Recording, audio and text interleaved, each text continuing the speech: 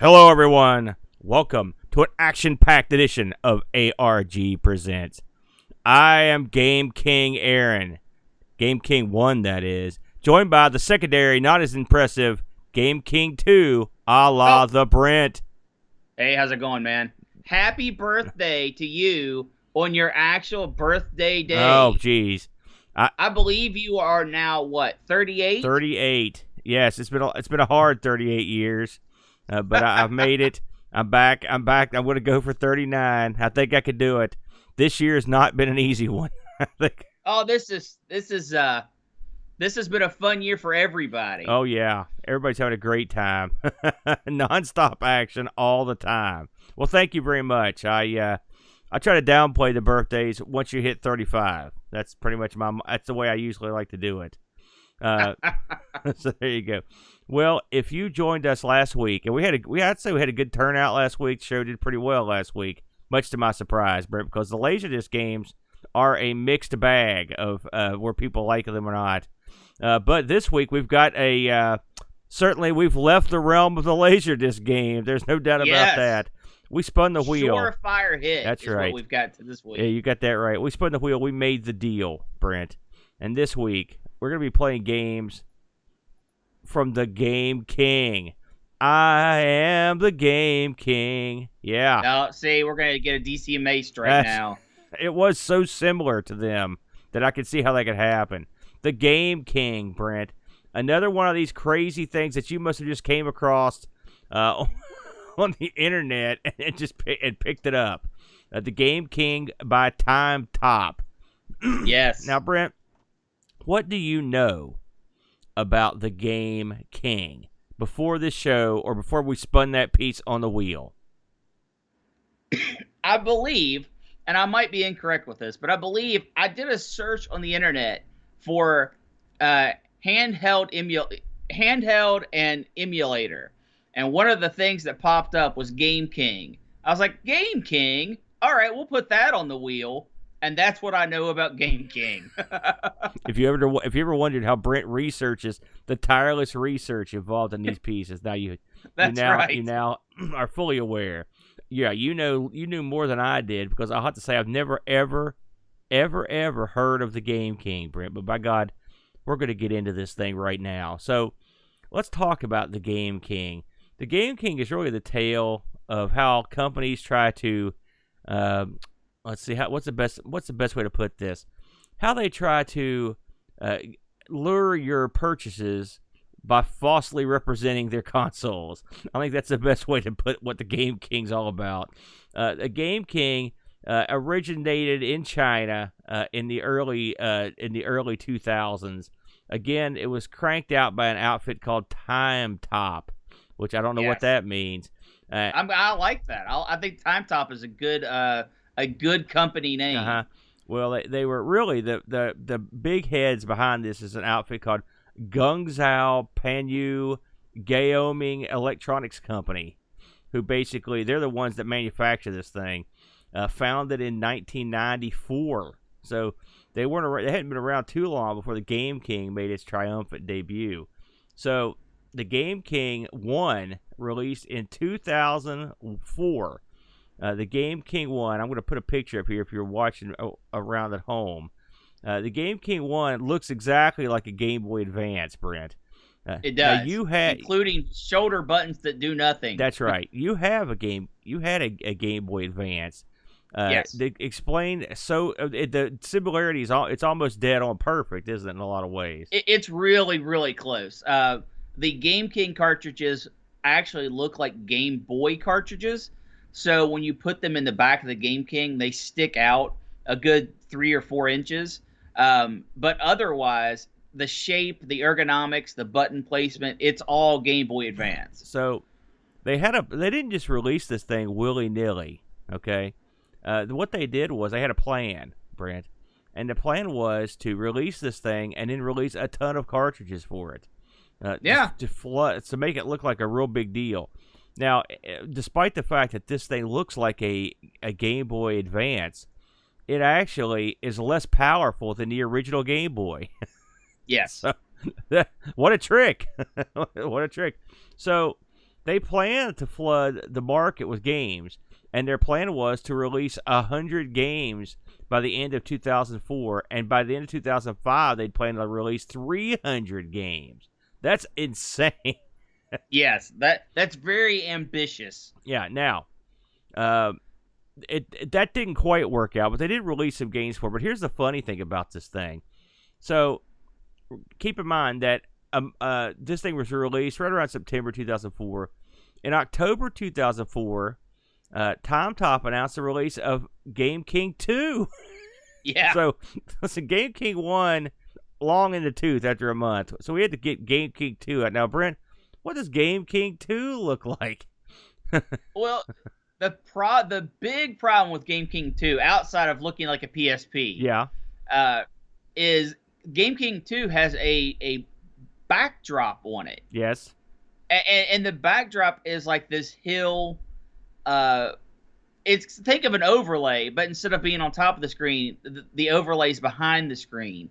So no matter what game you're playing, it's got a hill in the back, like a grassy knoll.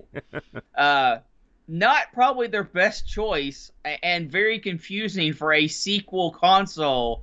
Like, you know what? You know what we need? A permanent background of something that won't fit 95% of the game. Now you're downplaying the GameKing 2's brilliant addition, which was okay. It did have one really good addition. It did have a backlight for the yes. Game Boy level gaming. So you could actually have you could have a nice backlight for your hideous graphics.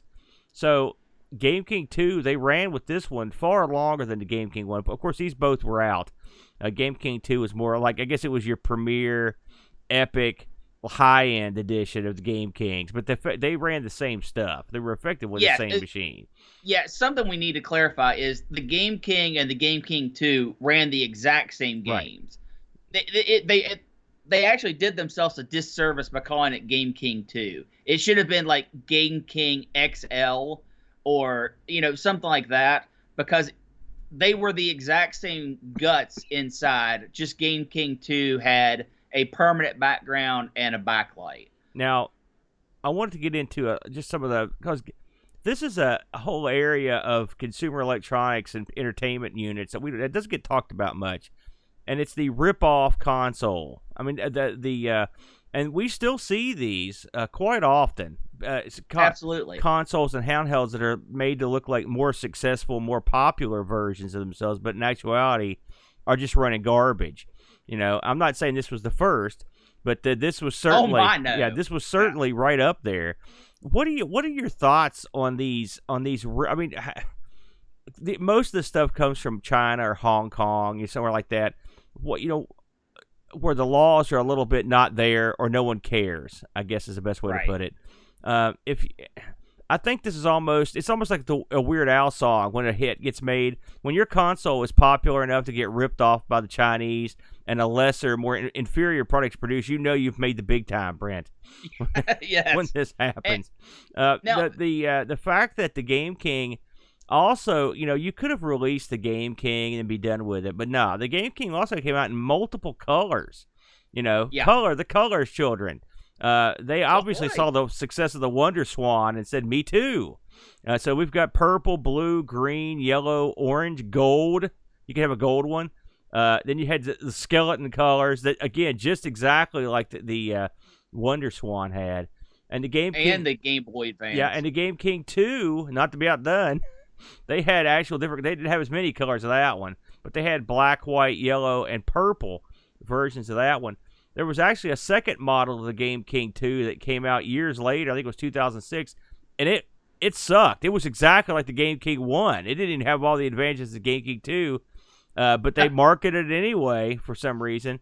And we're not going to touch on it too much, but there was also a GameKing 3, and the GameKing 3 was actually in color, but it was also garbage. Oh no, that's not fair. Oh, okay. I'm sorry. Please.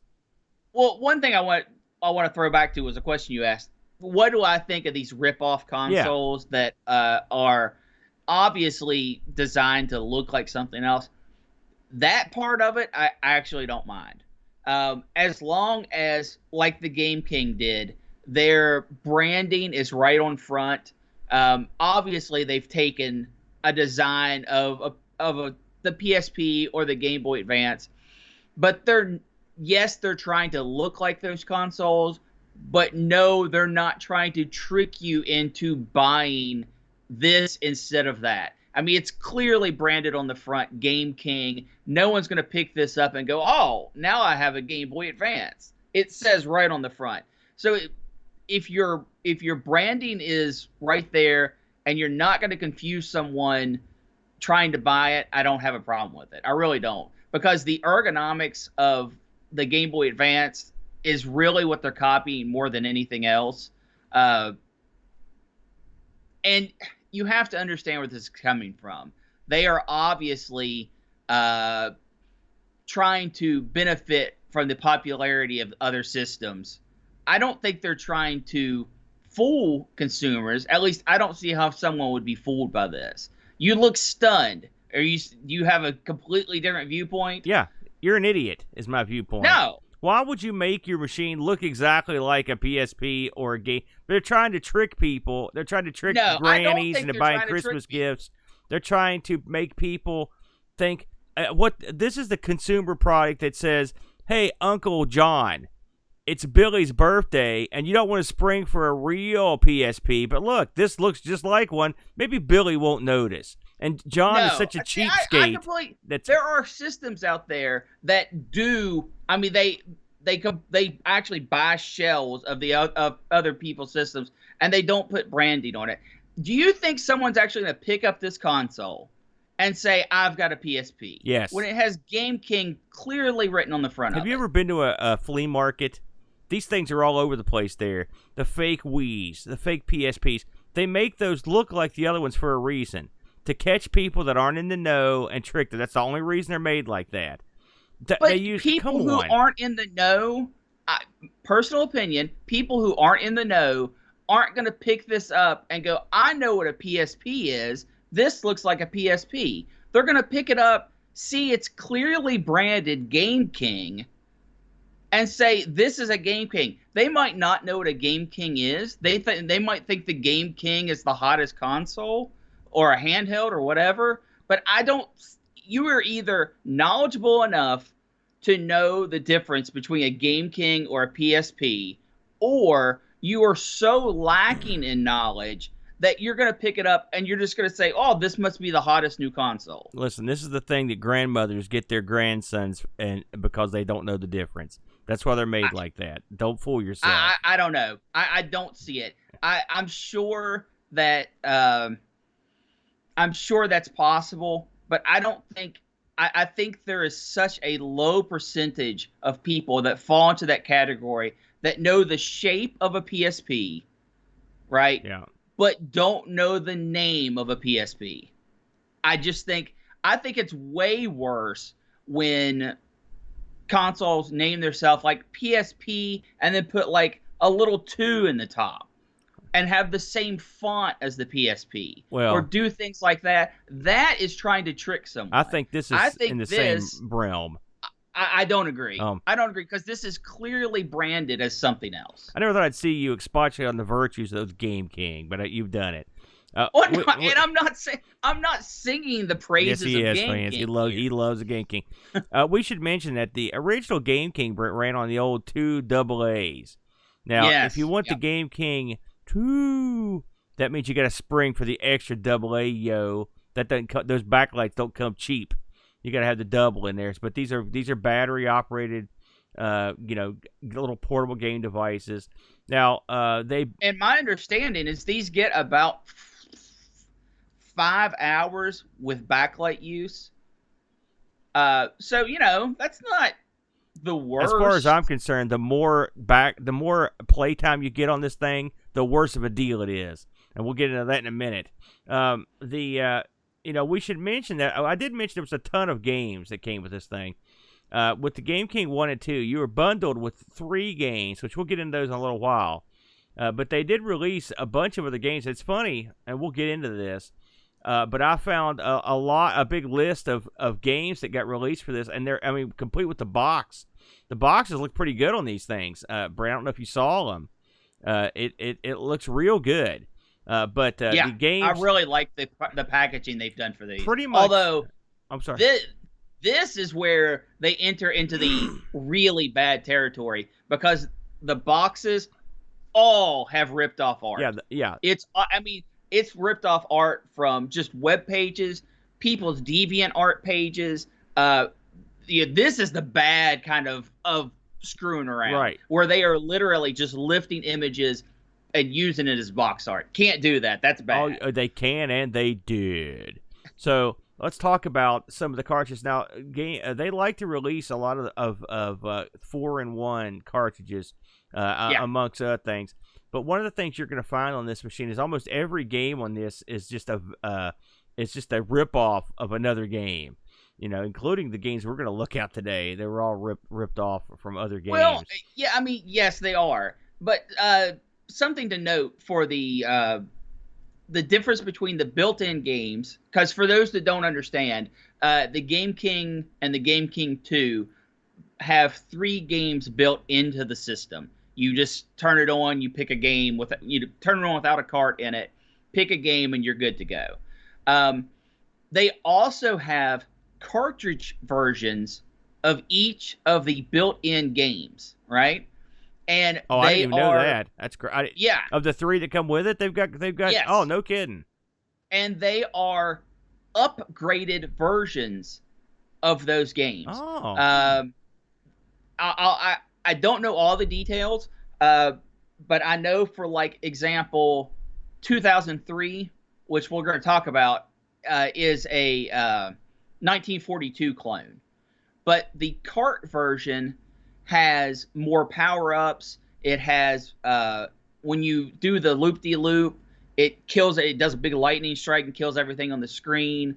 It has that kind of things. It's an added, more expansive version of the games that are built in. I'm going to give you credit because this system required a lot of looking into, and I did not come across the fact that they released leave it to Game King to re-release the things it comes with as a buyable cartridge. I gotta say that takes a lot of jack to pull that trick. Here's the thing.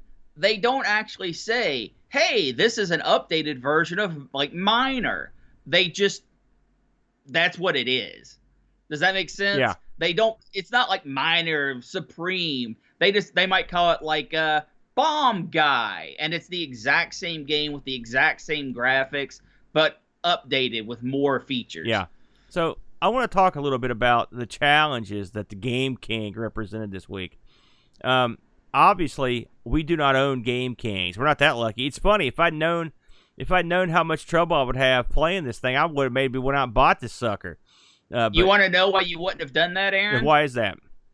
A Gameking II and 11 games cost $266. Whoa!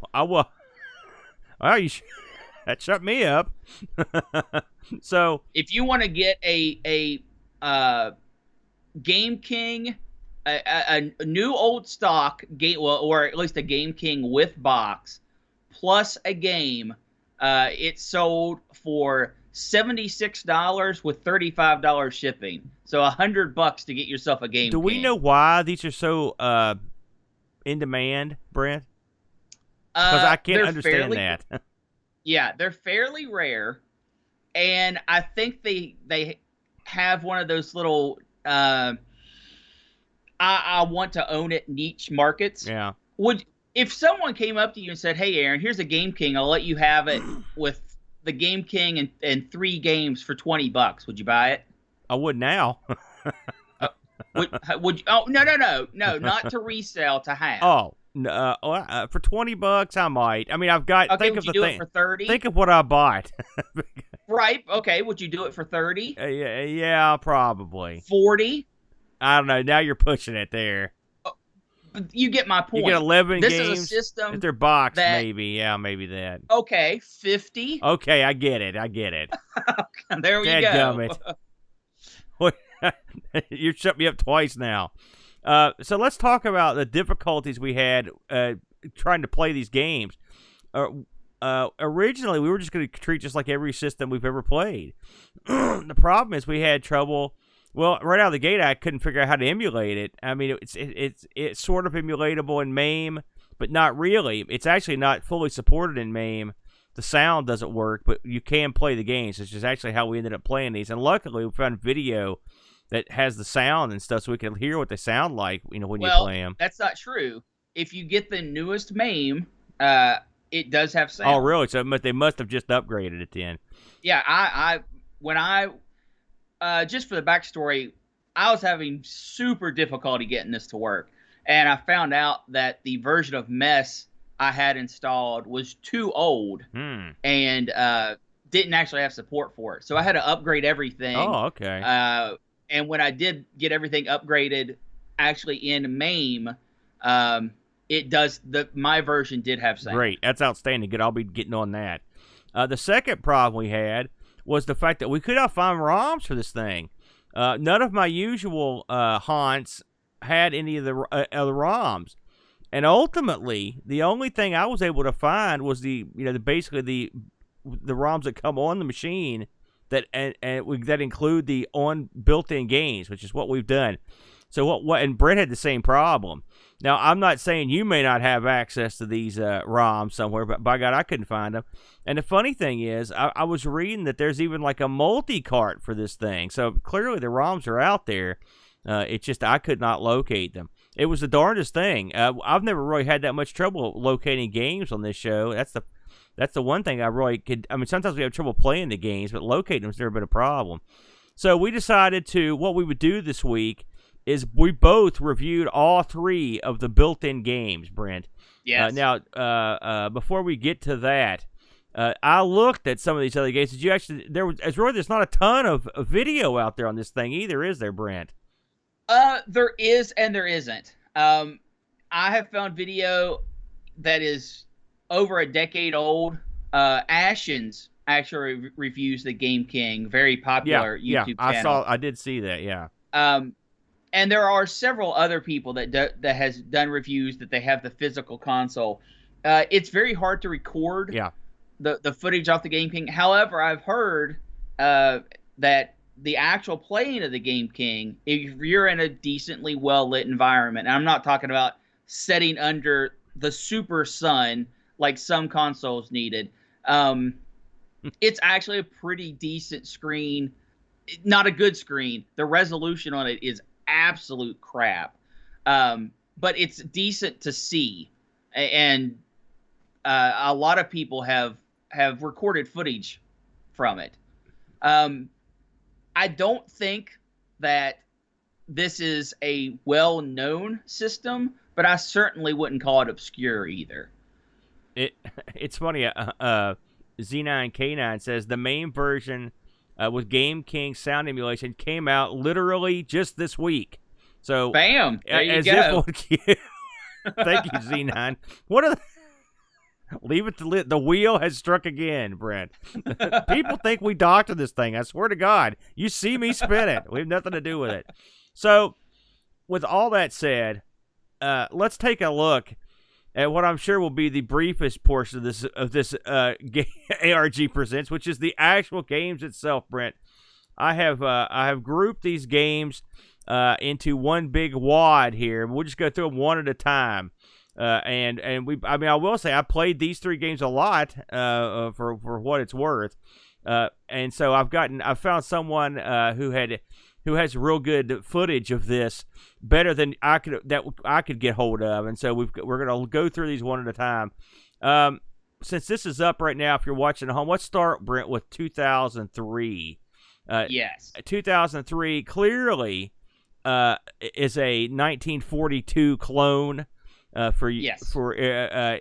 the old, you play the I guess let's go with biplane, and you are shooting down enemy fighters.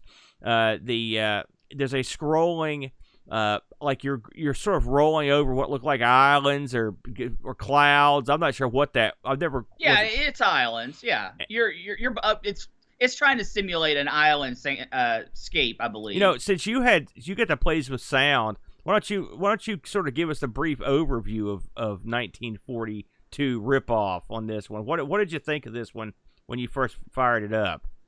something has to be said about the Game King sound. All right. It is absolutely fabulous. Yeah, it sounds pretty good. Now, it's not good because it's good. It's good because it plays samples. It takes stolen bits of music and sound, and sometimes voices, and plays the samples. The thing is capable of playing samples, which means you'll get a 3 to 9 second music clip or sound effect or whatever, and it will play and it will sound wonderful. But it loops, and it loops endlessly for almost all the background music. So while yes, what it plays is incredibly good, the sound is actually really bad. The sound itself is good, but what it's playing is bad. On to the gameplay of 2003. As we said, it's a 1942 clone. It is very repetitive. The enemies come out the exact same pattern every time, which is unfortunate. The looping factor when you hit your bomb button or the extra button, you'll do a loop in your plane, and that looks visibly really cool because it does the loop, and the plane gets bigger as it's coming closer to your perspective, and then it goes back down. The gameplay itself is actually pretty good. Everything is smooth as one of these type of games can be. Since the pixels are so big, all the sprites are big kind of by default, but it also means you can't get a whole lot of stuff on the screen at the same time. You might have 6 enemy planes on the screen at the same time, and that's really pushing it. So the action is kind of bland, in my opinion. Only certain types of ships shoot, and you know which ones those are after a few minutes of gameplay. And it does the thing where if you shoot 4 planes that are coming in sequence, you'll get a power-up, and the power-up is you go from 2 guns to 4 guns, that sort of thing. Personally, I thought this was the weakest of the bunch. What did you think about it, Aaron? It's funny. I thought this was the strongest of the bunch. Wow. I mean, you pretty much nailed what it was. I mean, there's not much I could add. But what I will say is this: I thought this was playable, right? I thought it was a game that was playable. Is it original in any way? No. No originality. The loop looks good. I agree with you on that. And the gameplay is, I mean, it's playable. It's funny. I think this is probably the game I thought was the best, but the gameplay on this one, in terms of the action, is probably the worst in a weird way. Yeah. I mean, let me preface this by saying none of these are good, but this one I thought was the most resembling something that I could sort of. Remember those old phone games we talked about a couple weeks ago, where you had the old Nokia phone, and the games were like real crummy, but like if you were bored at a bus stop or something, you could fire that thing up. That's what this would be. It's like, well, this is better than nothing, but the best of the 3. But yeah, I can't. And this game does allow your plane to move up and down and left and right. Yeah. So it does have that going for it, because it certainly could have not done that. Yeah. And I don't think anyone would have complained, but they did allow it. Now, how was the sound in this one? In your opinion? I mean, the sound it's a blanket statement. All the sound is good because it's just samples. Mm-hmm. So I mean, the sound was good. It was just repetitive. Yeah. I think this was my favorite of the 3, but that's not saying a whole lot.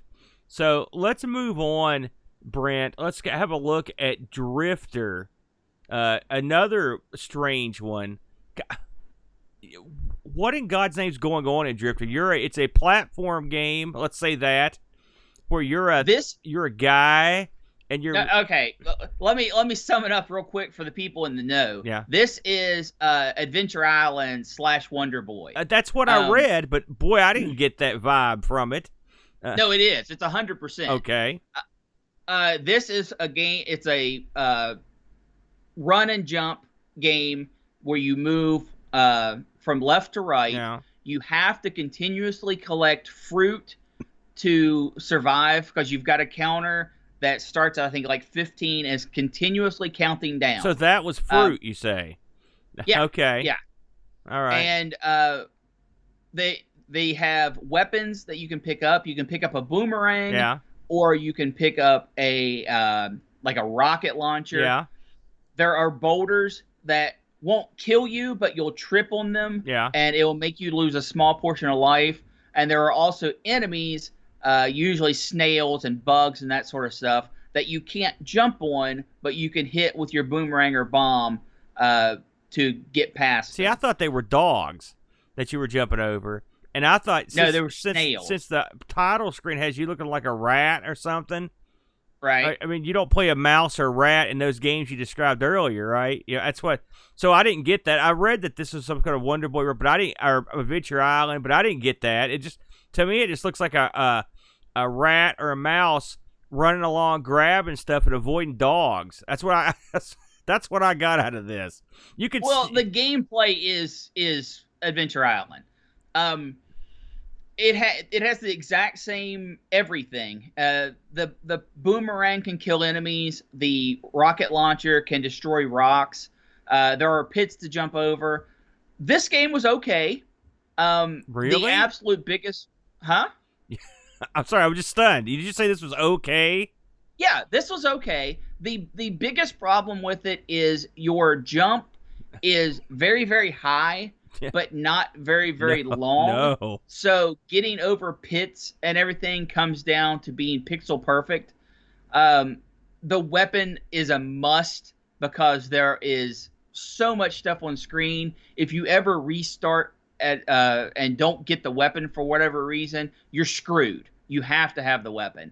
I got to, I think, level 3 of the game. Excuse me.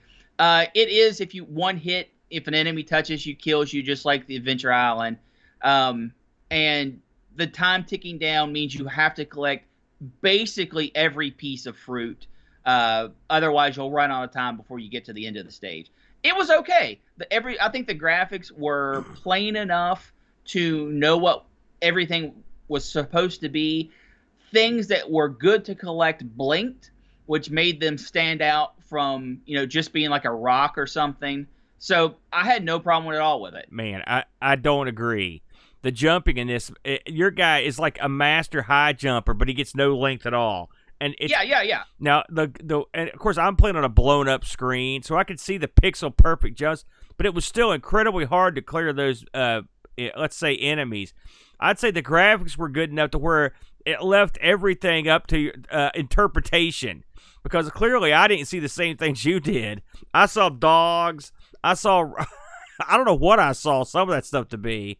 There something on a chain there at the end of the first level. I wasn't sure what was going on there. I thought this game was not good. Not fun. Oh, no, not fun to play. This was the second best game. Second? No, I'd say this is the worst. I thought that was the worst game for me. I didn't like it at all, man. My biggest problem with it is, and it's the exact same problem I have with Wonder Boy Adventure Island. Having a timer that always counts down from such a low time, forcing you to get fruit to raise that timer back up. I just have a problem with that aspect of gameplay. For me, it makes it too intense when I've already got intense things like enemies that are swooping down, birds and whatnot, and pits that I have to pixel perfect jump. I wish the timer aspect of it wasn't there, and I do wish the jump was better. The jump that you have is very short. It makes it very hard, but I found the game enjoyable. The sound loop on it was okay. Yeah, thumbs up for me. Not me. Did not like that one. So let's take a look at the third game. Now, this one, the name will vary apparently depending on the version of the ROMs you got. It was called, my version was called Mind Battle. What did you have on yours? Mine was called Miner. Oh, really? Yep. Well, there you go. So this game was, now, again, correct me if I'm wrong, bro, but this is some sort of like Bomberman adventure game or something like that? Yes, this is exactly the NES Bomberman. Oh, okay. See, I've never played that. So now I'm familiar with Bomberman, but I never played a Bomberman like this. I thought Bomberman was sort of I could figure out how to use my bombs. I could figure out how to kill enemies and blow up walls.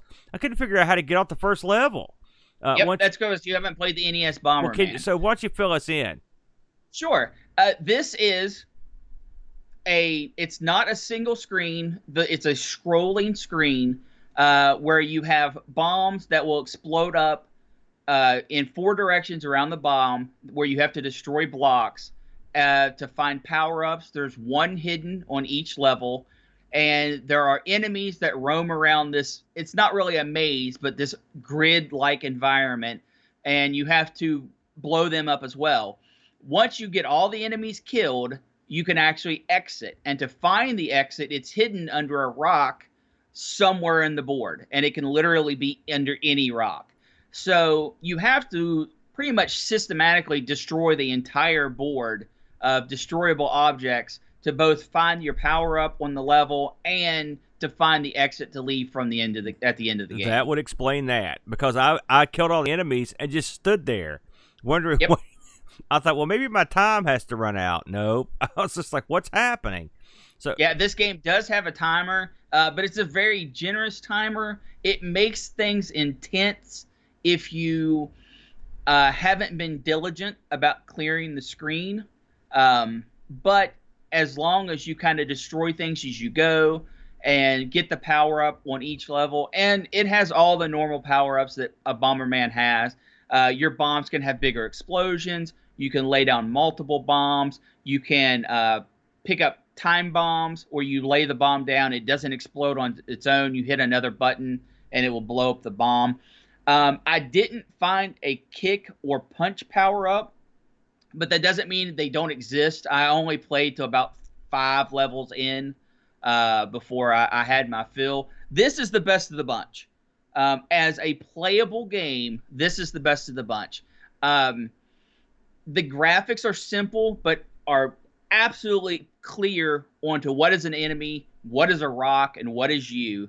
The sound loop on this is okay. It's very short, but it does kind of set in the background, and it has all the booms and bomb from your bomb sound effects that are nice. Yeah, this is very playable. And also, since there's no fast motion, you're controlling all of the motion on the screen. I would imagine even with the real console, you're not going to get a whole lot of screen tearing. So yeah, I think this is by far the most playable game. This was the most enjoyable game. Big thumbs up for me.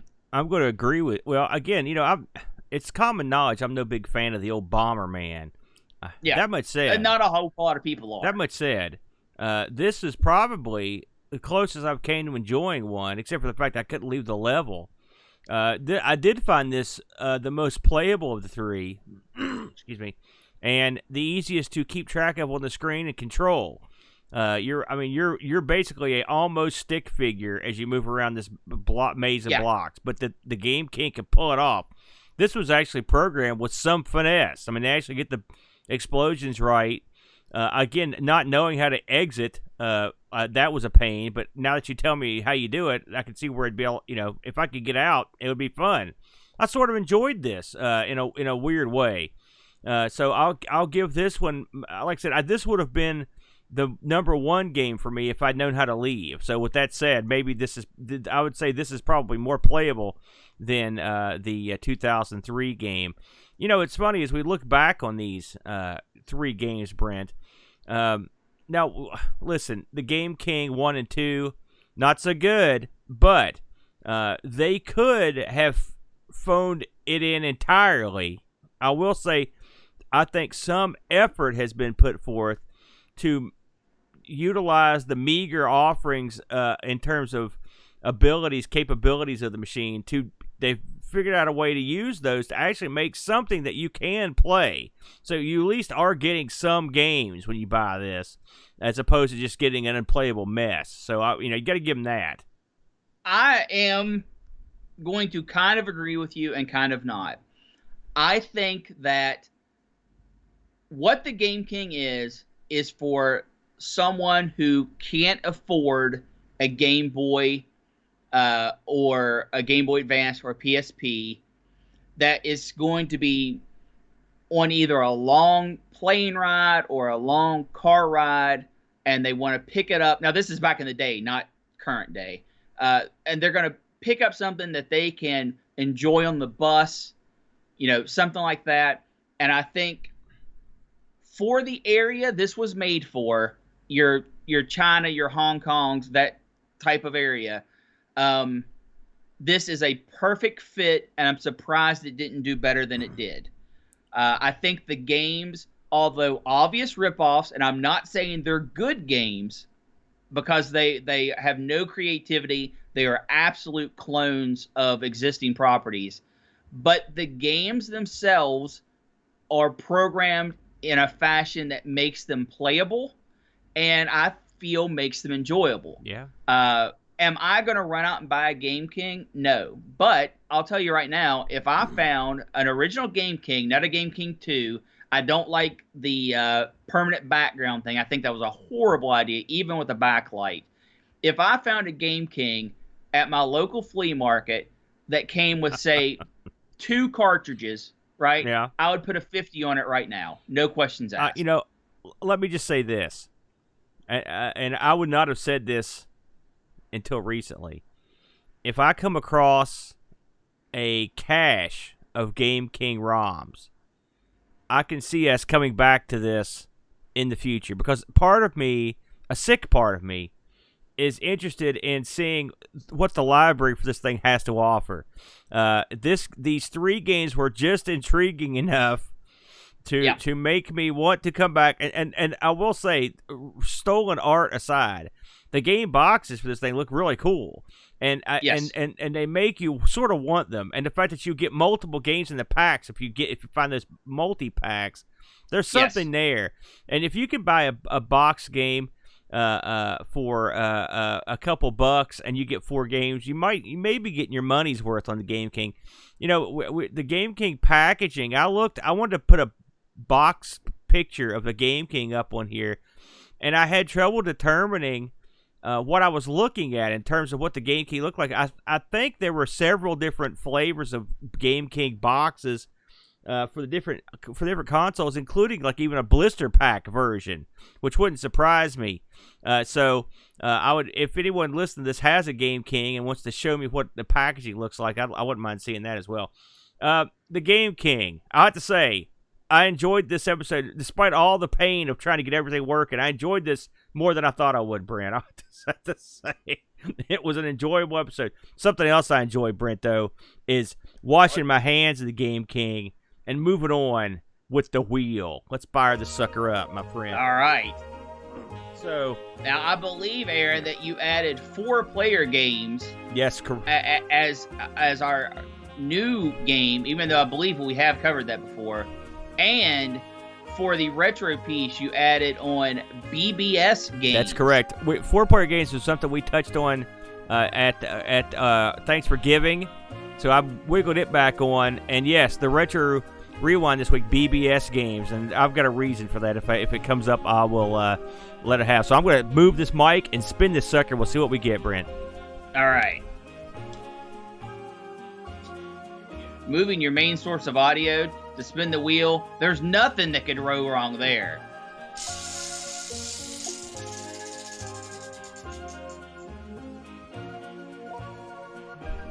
Oh my God, I can't believe it, Brent. One of our locked pieces came up. Finally, there it is. It's the Radio Shack TR City color computer. It happened, folks. And since that lock piece is a lock piece, there will be no change in the wheel next week. That's beautiful. Finally, some hot Coco action. If you watched Boat stream this week, he streamed a whole crap load of Coco games, and I did that a couple weeks ago myself. So we're already up for some Coco. Now, normally right here we'd start closing the show, but I'm going to reach down here and pick up a very special parcel. Hold on one moment. Ow, my breath was... It is an Aaron birthday miracle.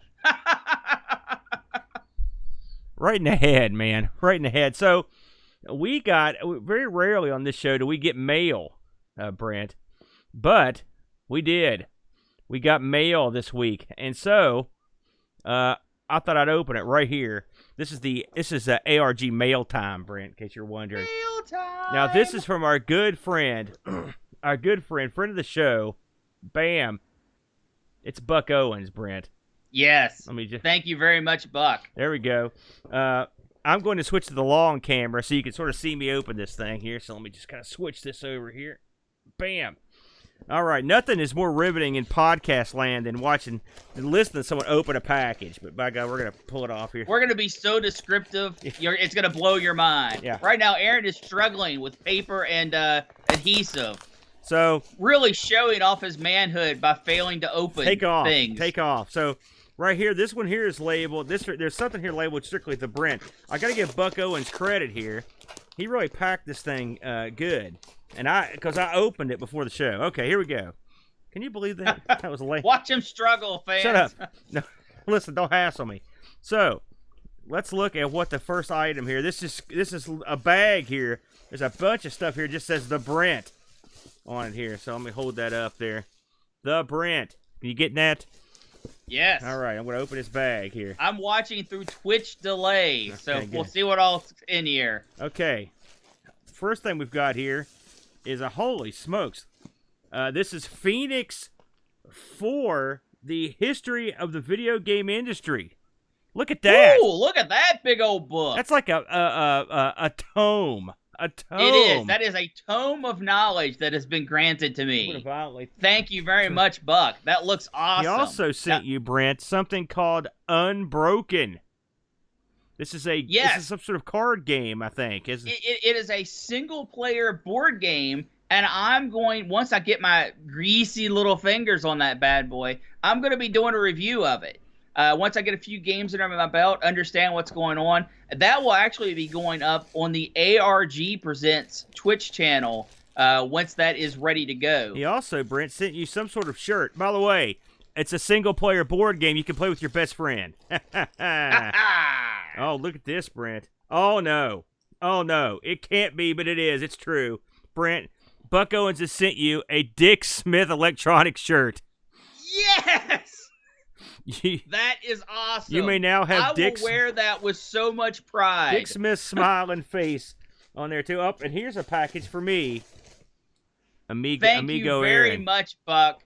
You are a king among men. He knows what you like, Brent. A game king among men. Buck Owens knows. Now, he sent me... Oh, here's a book for me. Wrestling with Pixels, the World Tour of Professional Wrestling Games. Oh! Holy smokes. Very awesome. I've never heard of this. That's right up my alley, Mr. Owens. Thank you very much for that.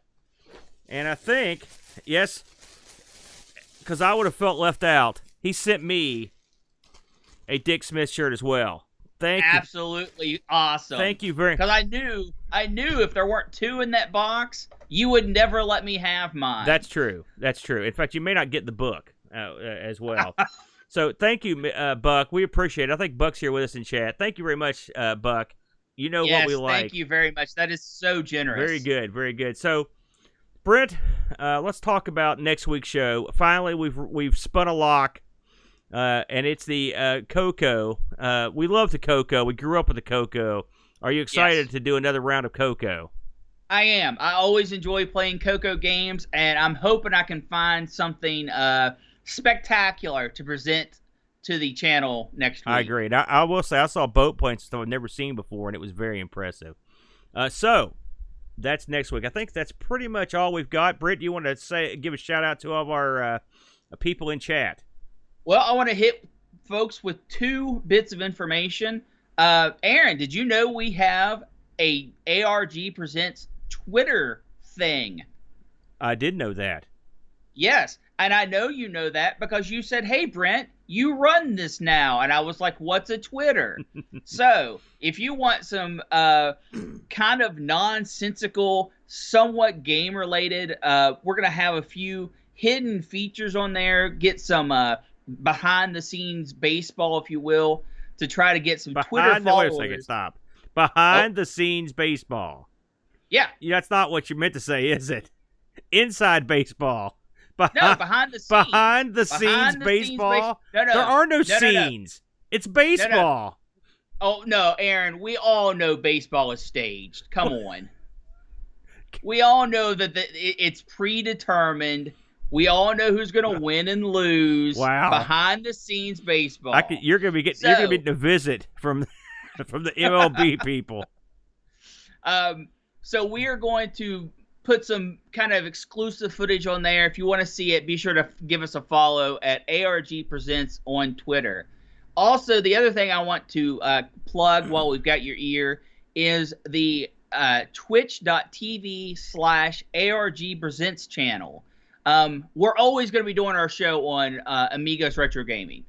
This is just a place for Aaron and I and John, if he ever gets the notion to do something a little outside of the realm of the normal classic gaming. We play some modern gaming on there. I'm going to be streaming next time we have a supporter video to do. I'm going to be streaming kind of some of the process that goes into that.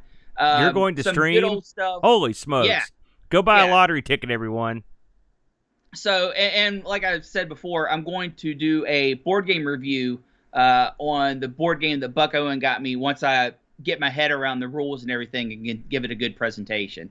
So for just a little more Aaron and Brent action, you can always tag and follow the ARG Presents Twitch channel and get some extra goodies. Past that, Aaron, I think that's it. You want to read off some of your buddies in chat tonight?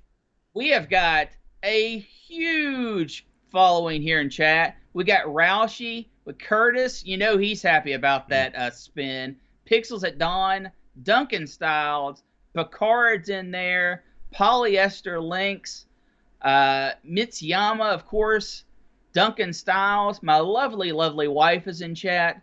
You're married to Duncan Duke Styles? I never knew. Amiga Live, Judge Dave, Specky is in chat. Now let's Z9K9. Let's see if we can grab a couple lurkers here since we've got a moment. We got Lurks. We got Need Him. And one more call out here, Etten in chat, lurking, giving us a watch. There you go. So thank you, everyone, for that. Very good. Thanks, guys. Hey, listen, we appreciate everybody showing up. We record this every week, Sunday, 9 a.m. EST. We'll be back next week for some hot, incredibly hot, super hot cocoa next week on ARG Presents. Thanks again, guys. Have a good, safe week. Adios. Happy muchachos. birthday, Aaron. Thank you. Thanks for joining us today. We really hope you enjoyed the show. Quick shout out to all of our YouTube subscribers and Twitch followers. A special thank you to Duncan Styles for our vector graphics and BartBit for our amazing music. Would you like to keep ARG spinning for as little as $1 a month? You can do so at anchor.fm/ARG-presents. Supporters get entry into the Amigos Discord channel, as well as their name called out in the credits. Supporters like these fine folks: Anthony Jarvis, Graham W. Vetke, Terry Howard, Gary Heather, John Schaller, The Slow Norris, Frodo NL, Steve Rasmussen, Chris Foles, Mitsuyama, Retroallergy, Hermsky, John Dyckman, and Jerry Dennington. Don't want to explain another credit card bill? That's okay too. You can help us out by leaving us a positive review on Spotify and Apple iTunes. Have an idea for a wheel piece? Send it to us at argpresents@mail.com. We record live every Sunday at 9 a.m. EDT on Twitch. Hope to see you there.